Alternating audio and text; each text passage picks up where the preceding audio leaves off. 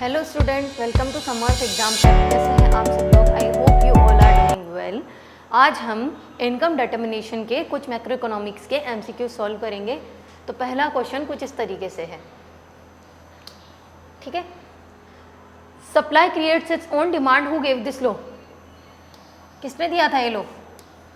JB Say, we all know, Say ने ये law दिया था, supply creates its own demand. Now next question is, if MPC is equals to 1, the value of multiplier is। अगर MPC की value मैं 1 कर दूं तो मल्टीप्लायर की वैल्यू क्या होगी? वी ऑल नो मल्टीप्लायर का फॉर्मूला 1/1 माइनस MPC, ठीक है। तो 1/1 माइनस MPC की वैल्यू 1 हो गई, तो ये हो गया 1/0 जो हो गया इनफाइनाइट, तो इसकी वैल्यू हो गई infinity. Now next question, if the marginal propensity to consume, if the marginal propensity to consume is greater than marginal propensity to save, the value of multiplier will be. अगर marginal propensity to consume ज़्यादा है marginal propensity to save से, तो multiplier की value क्या होगी? Multiplier की value क्या होगी? तो सबसे पहली बात यह है स्टूडेंट कि मल्टीप्लायर का कंसेप्ट क्या होता है? 1/1 माइनस MPC। अगर MPC बड़ा है MPS से, इसका मतलब है, मैंने बोला कि मान लो मेरा MPS 0.4 है तो मेरा MPC 0.6 है, मेरा MPC 0.6 है, तो 1 माइनस 1.0.6 करूँगी तो क्या हो जाएगा? 0.4। अगर मैं ऊपर ले जाऊँ तो ये कितना हो जाएगा? 2.5। तो मेरी वैल्यू कुछ 2.5 आ रही है, तो हमेशा ये क्या आएगी? ग्रेटर देन 2 आएगी, है ना। तो इसका आंसर हो गया greater than 2। Now coming to next question. Next question क्या बोल रहा है? If MPC is 0, if MPC is 0 the value of multiplier is. अगर MPC की वैल्यू ही 0 है, मतलब 1/1 माइनस B, जिसको मैं MPC बोलती हूँ, मेरी इसकी वैल्यू ही 0 है, तो 1/1 माइनस 0 मेरा कितना हो जाएगा? 1/1 इज इक्वल 1, तो वैल्यू क्या हो जाएगी? 1। Now coming to next question, average propensity to consume can never be. Average propensity to consume क्या होती है? C/Y, कंजप्शन अपॉन इनकम, ठीक है। तो ये क्या हो जाएगी? एवरेज प्रोपेंसिटी टू कंज्यूम हमारी कभी भी जो है 0 नहीं होगी। क्यों नहीं होगी ये 0? उसका रीज़न बता देती हूँ कि अगर आपका y क्या होता है? C+S होता है। y क्या होता है आपका? C+S होता है, ठीक है। तो अगर आपका टोटल इनकम में कंजप्शन अगर 0 भी हो गया तो इनकम आपकी अगर 0 भी हो गई, है ना, इनकम आपकी 0 भी हो गई तो भी क्या होगा? देयर इज सब consumption existence.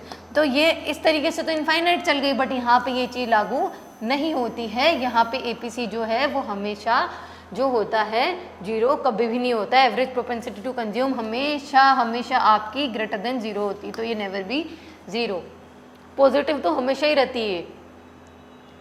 According to classical economies there always exist equilibrium in the economy, है ना। अब क्वेश्चन क्या बोल रहा है कि क्लासिकल इकोनॉमिक्स के according there always exist an equilibrium in the economy. Economy में इक्विलिब्रियम का एग्जिस्ट करता है। क्लासिकल ने बात ही फुल एम्प्लॉयमेंट की करी थी, तो ये क्वेश्चन हो गया हमारा।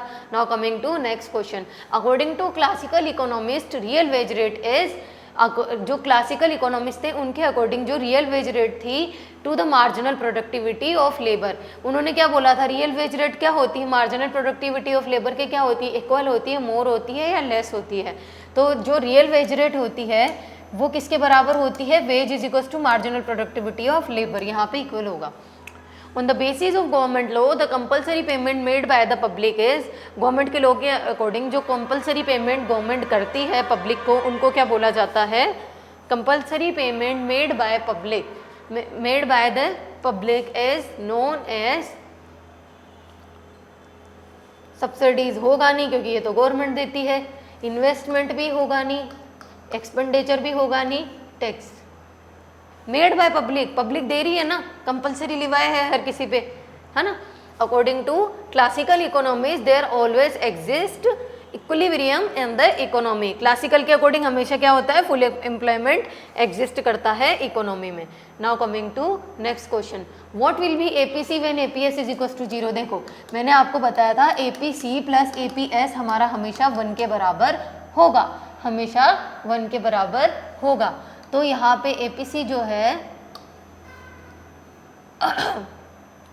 एपीसी जो है वो यहाँ पे क्या कर दिया, क्या होगा जब एपीएस 0 है तो एपीसी किसके बराबर हो जाएगा, 1 के, तो ये 1 हो जाएगा। ठीक है, अगर मान लो एमपीसी की वैल्यू 1 है, अगर मान लो एमपीसी की वैल्यू 1 है तो मल्टीप्लायर की वैल्यू क्या है, एमपीसी की वैल्यू 1 है तो मल्टीप्लायर की वैल्यू क्या है, इन्फिनिटी। ठीक है, which is the measure of correcting excess demand, excess demand को करेक्ट करने के लिए क्या क्या मेजर है। अब एक्सेस डिमांड मतलब डिमांड ज़्यादा हो रही है, डिमांड ज़्यादा हो रही है तो उसकी वजह से क्या करो आप, है ना, होगा। देखो जब एक्सेस डिमांड हो रही है तो डिमांड को कम करने के लिए आप क्या करोगे, डिमांड को कम करने के लिए आप क्या करोगे,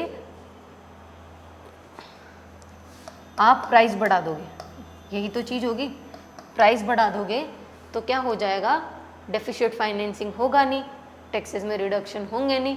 ठीक है, इंक्रीज इन पब्लिक डेप्ट, पब्लिक पे डेप्ट बढ़ा दोगे, तो इसका सॉरी स्टूडेंट इसका फोर्थ ऑप्शन करेक्ट है ना।